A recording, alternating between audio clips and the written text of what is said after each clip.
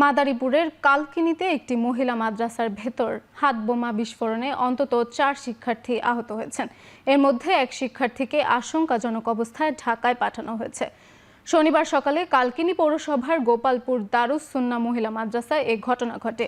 Police ও স্থানীয়রা জানান, মাদ্রাসার ভেতরে হঠাৎ করেই একটি বিস্ফোরণ হয়। বিকট শব্দে বিস্ফোরণে আশপাশে আতঙ্ক ছড়িয়ে পড়ে। পরে স্থানীয়রা আহতদের উদ্ধার করে জেলা হাসপাতালে নিয়ে ভর্তি করেন।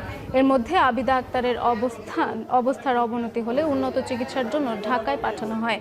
ঠিক কী কারণে বিস্ফোরণ ঘটেছে তা নিয়ে খতিয়ে দেখা হচ্ছে বলে জানিয়েছে পুলিশ।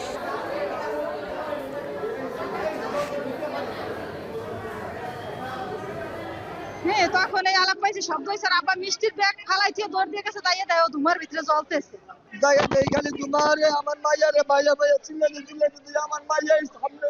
এই স্কুলের যারা এই মাদ্রাসার যারা স্টুডেন্ট ছাত্রী যারা আছে, তারা এখানে বসে নাস্তা করছিল।